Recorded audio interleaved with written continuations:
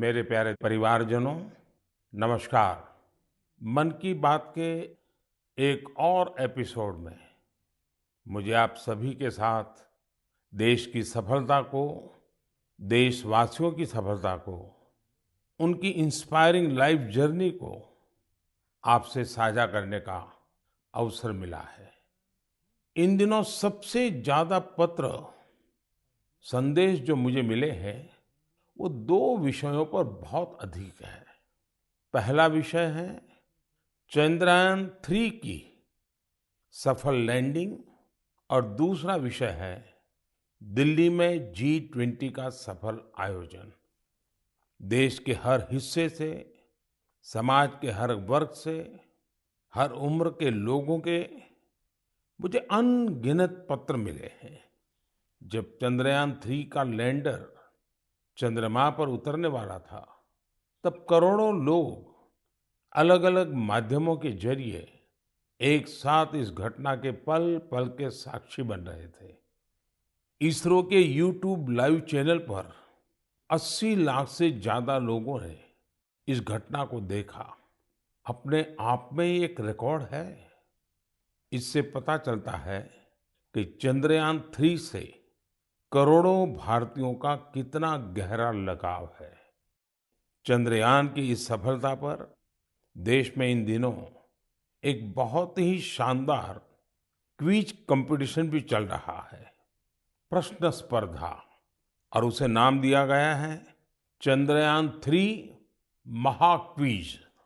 My gov portal पर हो रहे इस कंपटीशन में अब तक 15 लाख से ज्यादा लोग हिस्सा ले चुके हैं। माय गॉव की शुरुआत के बाद यह किसी भी क्विज में सबसे बड़ा पार्टिसिपेशन है। मैं तो आपसे भी कहूंगा कि अगर आपने अब तक इसमें हिस्सा नहीं लिया है, तो अब देर मत करिए। अभी इसमें 6 दिन और बचे हैं। इस क्विज में जरूर हिस्सा लीजिए। मेरे परिवारजनों, चंद्रयान-3 की सफलता के बाद G20 के शानदार आयोजन ने हर भारतीय की खुशी को दोगुना कर दिया। भारत मंडपम तो अपने आप में एक सेलिब्रिटी की तरह हो गया है। लोग उसके साथ सेल्फी खिंचा रहे हैं और गर्व से पोस्ट भी कर रहे हैं। भारत ने इस समिट में अफ्रीकन यूनियन को G20 में फुल मेंबर बनाकर अपने नेतृत्व का लोहा मनवाया है। आपको ध्यान होगा, जब भारत बहुत समृद्ध था, उस जमाने में हमारे देश में और दुनिया में सिल्क रूट की बहुत चर्चा होती थी। ये सिल्क रूट व्यापार कारोबार का बहुत बड़ा माध्यम था। अब आधुनिक जमाने में भारत ने एक और इकोनॉमिक कॉरिडोर G20 में सुझाया है। ये है India middle east Europe economic corridor.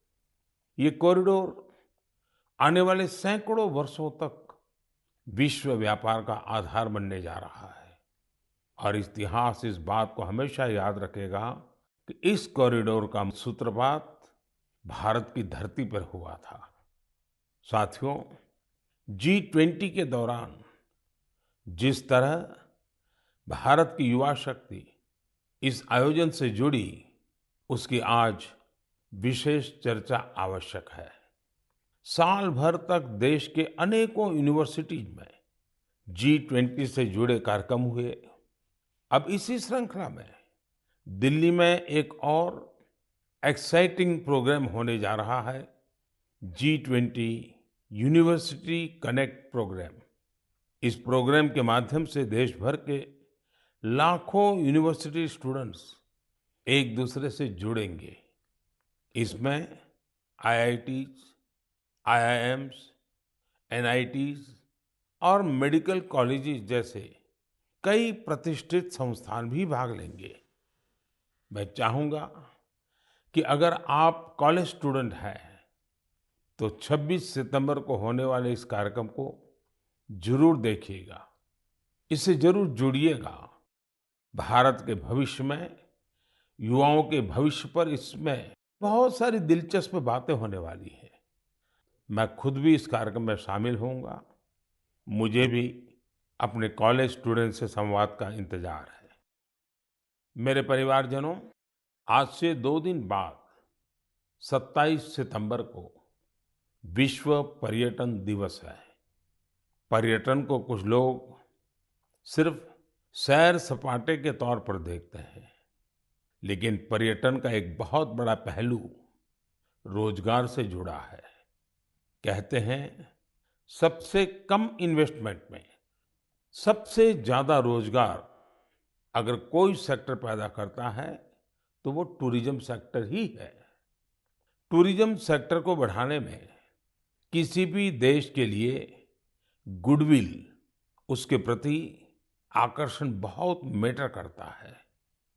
बीते कुछ वर्षों में भारत के प्रति आकर्षण बहुत बढ़ा है और G20 के सफल आयोजन के बाद दुनिया के लोगों का इंटरेस्ट भारत में और बढ़ गया है।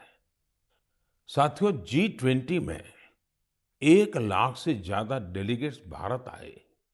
वो यहाँ की विविधता, अलग अलग परंपराएं, भांति भांति का खान पान और हमारी धरोहरों से परिचित हुए।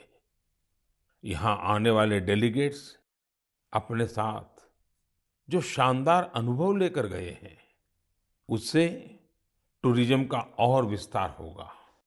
आप लोगों को पता ही है कि भारत में एक से बढ़कर एक वर्ल्ड हेरिटेज साइट्स भी हैं और इनकी संख्या लगातार बढ़ती जा रही है।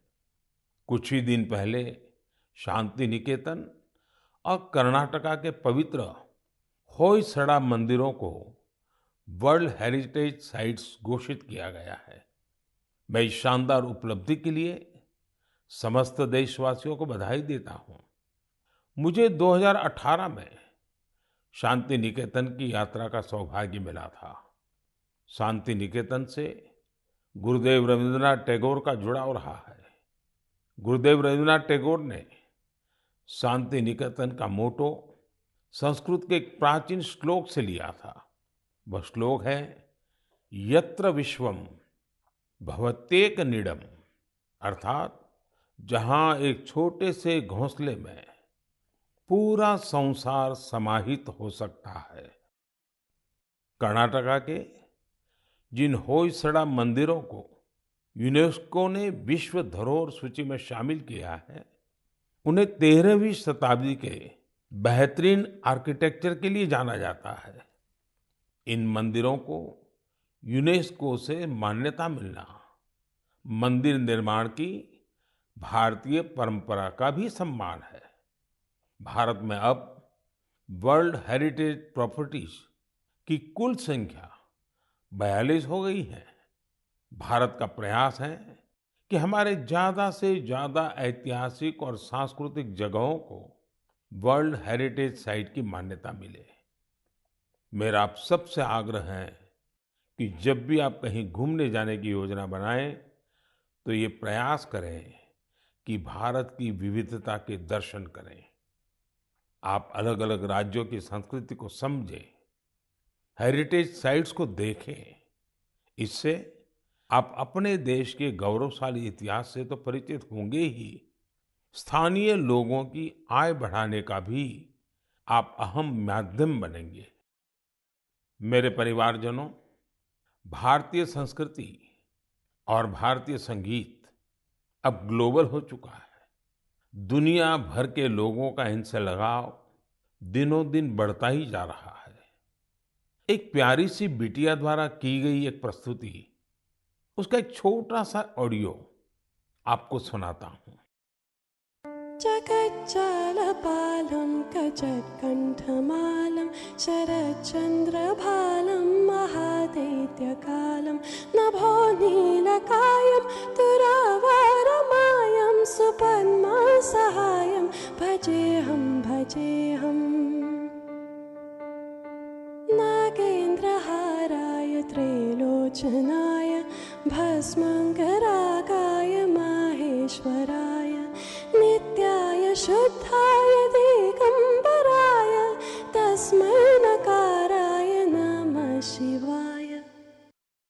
इससे सुनकर आप भी हैरान हो गए ना, कितनी मधुर आवाज है और हर शब्द में जो भाव झलकते हैं, ईश्वर के प्रति उनका लगाव हम अनुभव कर सकते हैं।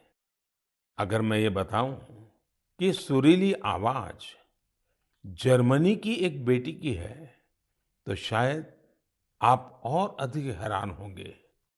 इस बिटिया का नाम कैसमी है। 21 साल की कैसमी इन दिनों इंस्टाग्राम पर खूब छाई हुई है।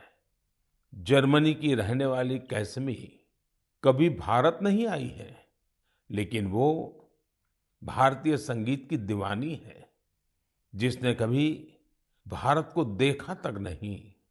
उसकी भारतीय संगीत में ये रुचि बहुत ही इंस्पायरिंग है।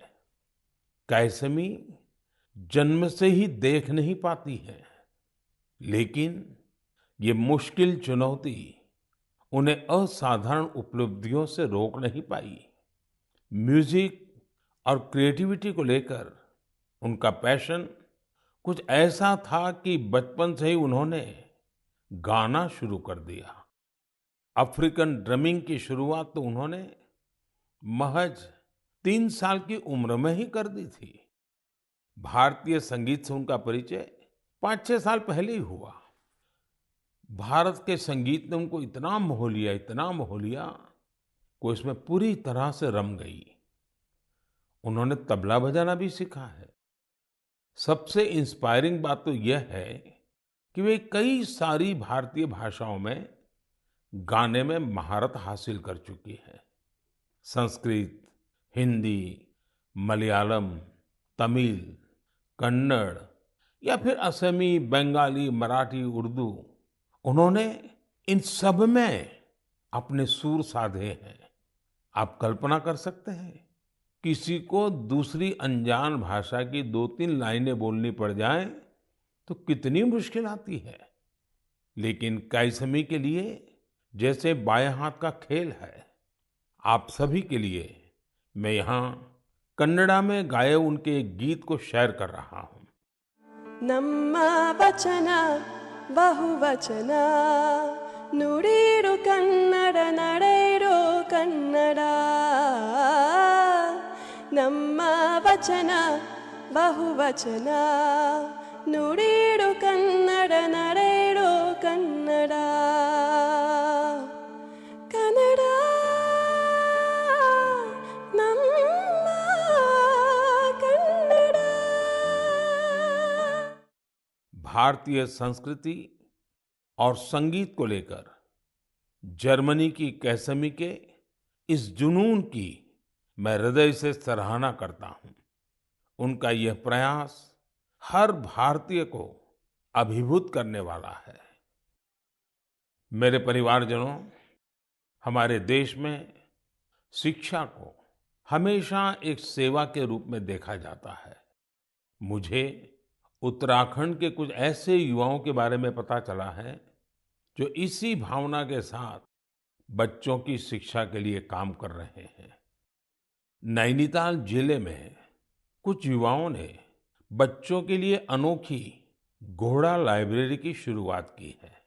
इस लाइब्रेरी की सबसे बड़ी विशेषता यही है कि दुर्गम से दुर्गम इलाकों में भी इसके जरिए बच्चों तक पुस्तकें पहुंच रही है। और इतना ही नहीं, ये सेवा बिल्कुल निशुल्क है। अब तक इसके माध्यम से नैनीताल के 12 गांवों को कवर किया गया है। बच्चों की शिक्षा से जुड़े इस नेक काम में मदद करने के लिए स्थानीय लोग भी खूब आगे आ रहे हैं। इस घोड़ा लाइब्रेरी के जरिए ये प्रयास किया जा रहा है कि दूर दराज के गांवों में रहने वाले बच्चों को स्कूल की किताबों के अलावा कविताएं, कहानियां और नैतिक शिक्षा की किताबें भी पढ़ने का पूरा मौका मिले। ये अनोखी लाइब्रेरी बच्चों को भी खूब भा रही है। साथियों, मुझे हैदराबाद में लाइब्रेरी से जुड़े एक ऐसे ही अनूठे प्रयास के बारे में पता चला है। यहाँ 7वीं क्लास में पढ़ने वाली बिटिया आकर्षणा सतीश ने तो कमाल कर दिया है। आपको ये जानकर आश्चर्य हो सकता है कि महज 11 साल की उम्र में ये बच्चों के लिए एक दो नहीं बल्कि 7 लाइब्रेरी चला रही है। आकर्षणा को 2 साल पहले इसकी प्रेरणा तब मिली जब वो अपने माता पिता के साथ एक कैंसर अस्पताल गई थी। उसके पिता जरूरतमंदों की मदद के सिलसिले में वहां गए थे। बच्चों ने वहां उनसे कलरिंग बुक्स की मांग की और यही बात इस प्यारी सी गुड़िया को इतनी छू गई कि उसने अलग अलग तरह की किताबें जुटाने की ठान ली। उसने अपने आस पड़ोस के घरों, रिश्तेदारों और साथियों से किताबें इकट्ठा करना शुरू कर दिया। और आपको यह जानकर खुशी होगी कि पहली लाइब्रेरी उसी कैंसर अस्पताल में बच्चों के लिए खोली गई। जरूरतमंद बच्चों के लिए अलग अलग जगहों पर इस बिटिया ने अब तक जो 7 लाइब्रेरी खोली है उनमें अब करीब 6000 किताबें उपलब्ध हैं। छोटी सी आकर्षणा जिस तरह बच्चों का भविष्य संवारने का बड़ा काम कर रही है वो हर किसी को प्रेरित करने वाला है। साथियों, ये बात सही है कि आज का दौर डिजिटल टेक्नोलॉजी और ई बुक्स का है, लेकिन फिर भी किताबें हमारे जीवन में हमेशा एक अच्छे दोस्त की भूमिका निभाती हैं। इसलिए हमें बच्चों को किताबें पढ़ने के लिए प्रेरित करना चाहिए। मेरे परिवारजनों, हमारे शास्त्रों में कहा गया है, जीवेषु करुणा चापि मैत्री तेषु विधीयताम, अर्थात जीवों पर करुणा कीजिए और उन्हें अपना मित्र बनाइए। हमारे तो ज्यादातर देवी देवताओं की सवारी ही पशु पक्षी हैं। बहुत से लोग मंदिर जाते हैं, भगवान के दर्शन करते हैं, लेकिन जो जीव जंतु उनकी सवारी होते हैं उस तरफ उतना ध्यान ही नहीं देते। ये जीव जंतु हमारी आस्था के केंद्र में तो रहने ही चाहिए, हमें इनका हर संभव संरक्षण भी करना चाहिए। बीते कुछ वर्षों में देश में शेर, बाघ, तेंदुआ और हाथियों की संख्या में उत्साहवर्धक बढ़ोतरी देखी गई है। कई और प्रयास भी निरंतर जारी हैं ताकि इस धरती पर रह रहे दूसरे जीव जंतुओं को बचाया जा सके। ऐसा ही एक अनोखा प्रयास राजस्थान के पुष्कर में भी किया जा रहा है। यहाँ सुखदेव भट्ट जी और उनकी टीम मिलकर वन्य जीवों को बचाने में जुटे हैं। और जानते हैं उनकी टीम का नाम क्या है? उनकी टीम का नाम है कोबरा। एक खतरनाक नाम इसलिए है क्योंकि उनकी टीम इस क्षेत्र में खतरनाक सांपों का रेस्क्यू करने का काम भी करती है। इस टीम में बड़ी संख्या में लोग जुड़े हैं जो सिर्फ एक कॉल पर मौके पर पहुंचते हैं और अपने मिशन में जुट जाते हैं। सुखदेव जी की इस टीम ने अब तक 30,000 से ज्यादा जहरीले सांपों का जीवन बचाया है। इस प्रयास से जहां लोगों का खतरा दूर हुआ है, वहीं प्रकृति का संरक्षण भी हो रहा है। ये टीम अन्य बीमार जानवरों की सेवा के काम से भी जुड़ी हुई है। साथियों, तमिलनाडु के चेन्नई में auto driver M Rajendra Prasad ji भी एक अनोखा काम कर रहे हैं। वो पिछले 25-30 साल से कबूतरों की सेवा के काम में जुटे हैं। खुद उनके घर में 200 से ज्यादा कबूतर हैं। वहीं इन पक्षियों के भोजन, पानी, स्वास्थ्य जैसी हर जरूरत का पूरा ध्यान रखते हैं। इस पर उनका काफी पैसा भी खर्च होता है, लेकिन वो अपने काम में डटे हुए हैं।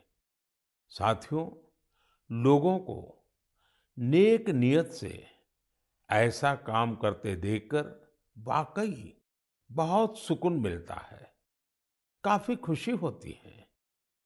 अगर आपको भी ऐसे ही कुछ अनूठे प्रयासों के बारे में जानकारी मिले तो उन्हें जरूर शेयर कीजिए।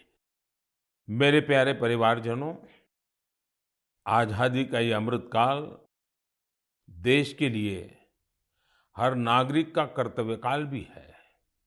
अपने कर्तव्य निभाते हुए ही हम अपने लक्ष्यों को पा सकते हैं, अपनी मंजिल तक पहुंच सकते हैं। कर्तव्य की भावना हम सभी को एक सूत्र में पिरोती है। यूपी के संभल में देश ने कर्तव्य भावना की एक ऐसी मिसाल देखी है जिसे मैं आपसे भी शेयर करना चाहता हूं। आप सोचिए, 70 से ज्यादा गांव हो, हजारों की आबादी हो और सभी लोग मिलकर एक लक्ष्य, एक ध्येय की प्राप्ति के लिए साथ आ जाए, जुट जाए। ऐसा कम ही होता है, लेकिन संभल के लोगों ने ये करके दिखाया। इन लोगों ने मिलकर जन भागीदारी और सामूहिकता की बहुत ही शानदार मिसाल कायम की है। दरअसल इस क्षेत्र में दशकों पहले सोत नाम की एक नदी हुआ करती थी। अमरोहा से शुरू होकर संभल होते हुए बदायूं तक बहने वाली ये नदी एक समय इस क्षेत्र में जीवनदायिनी के रूप में जानी जाती थी। इस नदी में अनवरत जल प्रवाहित होता था, जो यहाँ के किसानों के लिए खेती का मुख्य आधार था। समय के साथ नदी का प्रवाह कम हुआ। नदी जिन रास्तों से बहती थी वहां अतिक्रमण हो गया और ये नदी विलुप्त हो गई। नदी को मां मानने वाले हमारे देश में संभल के लोगों ने इस सोत नदी को भी पुनर्जीवित करने का संकल्प ले लिया। पिछले साल दिसंबर में सोत नदी के कायाकल्प का काम 70 से ज्यादा ग्राम पंचायतों ने मिलकर शुरू किया। ग्राम पंचायतों के लोगों ने सरकारी विभागों को भी अपने साथ लिया। आपको ये जानकर खुशी होगी कि साल के पहले 6 महीने में ही ये लोग नदी के 100 किलोमीटर से ज्यादा रास्ते का पुनरुद्धार कर चुके थे। जब बारिश का मौसम शुरू हुआ तो यहाँ के लोगों की मेहनत रंग लाई और सोत नदी पानी से लबालब भर गई। यहाँ के किसानों के लिए खुशी का एक बड़ा मौका बनकर आया है। लोगों ने नदी के किनारे बांस के 10,000 से भी अधिक पौधे भी लगाए हैं ताकि इसके किनारे पूरी तरह सुरक्षित रहें। नदी के पानी में 30,000 से अधिक गम्बूसिया मछलियों को भी छोड़ा गया है ताकि मच्छर न पनपे। साथियों, सोत नदी का उदाहरण हमें बताता है कि अगर हम ठान लें तो बड़ी से बड़ी चुनौतियों को पार कर एक बड़ा बदलाव ला सकते हैं। आप भी कर्तव्य पथ पर चलते हुए अपने आसपास ऐसे बहुत से बदलावों का माध्यम बन सकते हैं। मेरे परिवारजनों, जब इरादे अटल हों और कुछ सीखने की लगन हो तो कोई काम मुश्किल नहीं रह जाता है।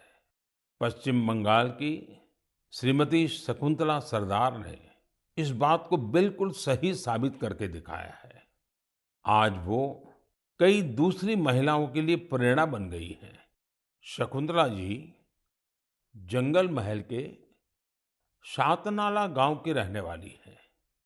लंबे समय तक उनका परिवार हर रोज मजदूरी करके अपना पेट पालता था।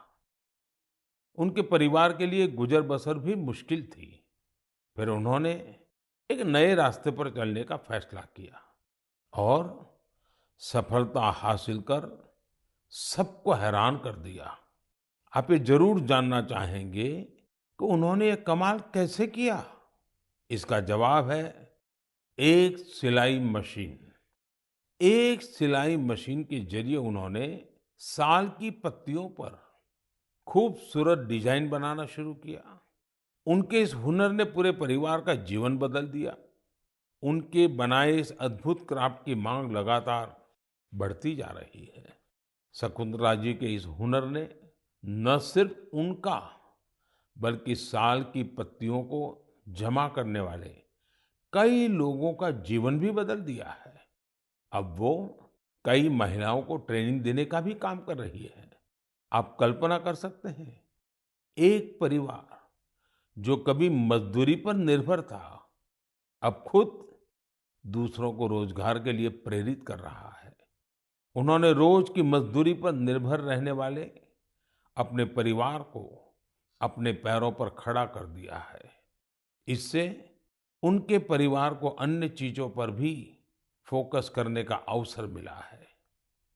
एक बात और हुई है, जैसे ही शकुंतला जी की स्थिति कुछ ठीक हुई, उन्होंने बचत करना भी शुरू कर दिया है। अब वो जीवन बीमा योजनाओं में निवेश करने लगी है ताकि उनके बच्चों का भविष्य भी उज्जवल हो।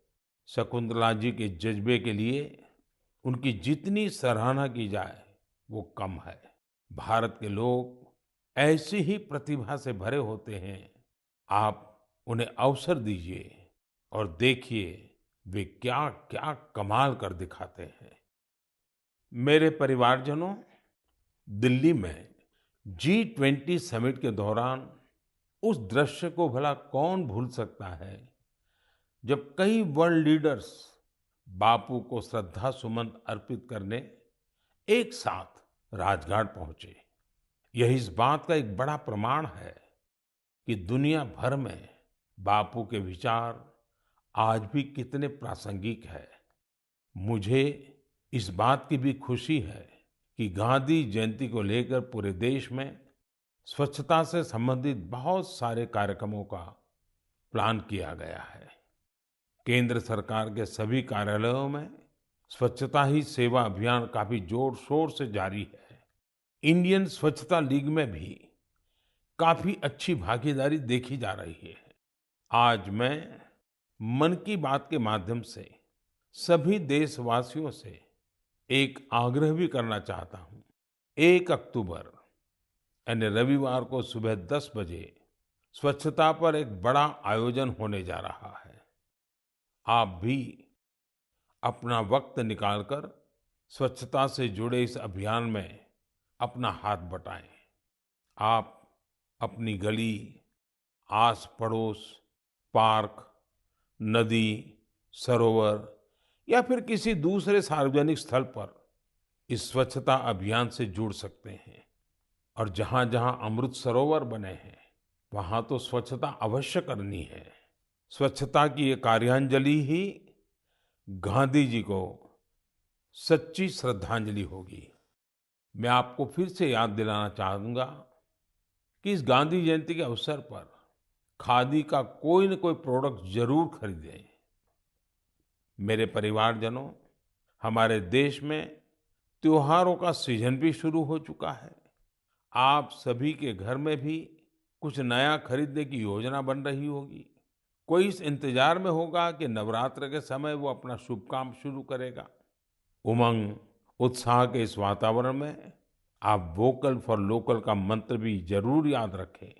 जहां तक संभव हो, आप भारत में बने सामानों की खरीदारी करें, भारतीय प्रोडक्ट का उपयोग करें और मेड इन इंडिया सामान का ही उपहार दें।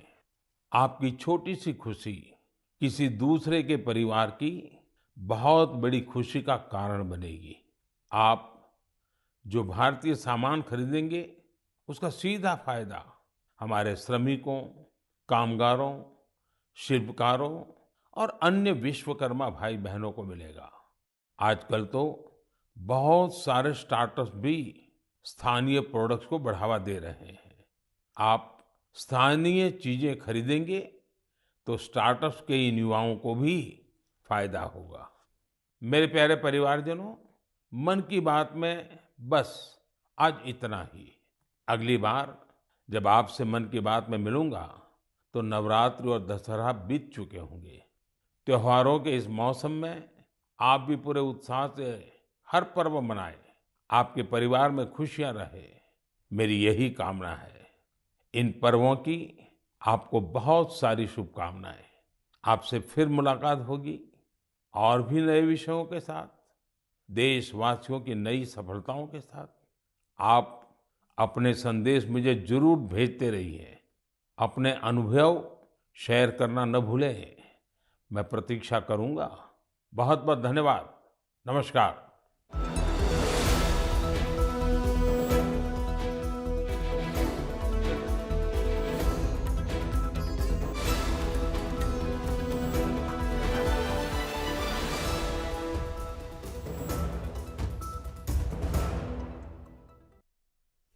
नमस्कार, बहुत बहुत स्वागत है आप सभी का हमारे इस विशेष कार्यक्रम में जो मन की बात पर आधारित